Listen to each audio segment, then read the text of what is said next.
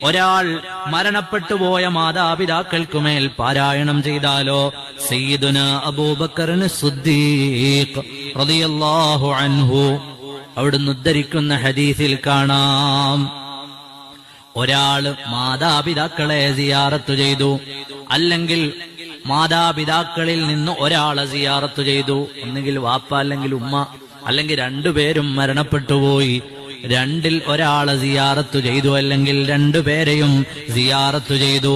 ഫഖറഅ ഇൻദഹാ യാസീൻ, അവിടെ നിന്നുകൊണ്ട് യാസീൻ പാരായണം ചെയ്താൽ ഗഫറല്ലാഹു ലഹു ബിഅദദി കുല്ലി ഹർഫിൻ മിൻഹാ, വാപ്പയുടെ ഖബറിന്റെ അടുത്തുനിന്ന് ഉമ്മാന്റെ ഖബറിന്റെ അടുത്തുനിന്ന് ജുമുഅയുടെ ദിവസം യാസീൻ ഓതിയാൽ അതിന്റെ ഹർഫുകൾക്കനുസരിച്ച് അല്ലാഹു അവർക്ക് പുറത്തു കൊടുക്കുമെന്ന് സയ്യിദുനാ റസൂലുള്ളാഹ് സ്വല്ലല്ലാഹു അലൈഹി വസല്ലം മഹാനായ അബൂബക്കറിന് സിദ്ദീഖ് റളിയല്ലാഹു അൻഹു ഉദ്ധരിക്കുന്ന ഹദീസാണ്. അപ്പൊ മരിച്ചുപോയ മാതാപിതാക്കളെ സിയാറത്ത് ചെയ്യാൻ മറക്കരുത്. നമ്മളൊരു പക്ഷേ ഒരാഴ്ച നാട്ടിലില്ലെങ്കിലും നമ്മുടെ മക്കളെ കൊണ്ട് ആ ഖബർ സിയാറത്ത് ചെയ്യണം. ഒരു യാസീൻ ഓതിയാൽ അതിന്റെ അടുത്തുനിന്ന് ഒരു യാസീൻ ഓതിയാൽ കിട്ടുന്ന കൂലിയാ പറഞ്ഞു.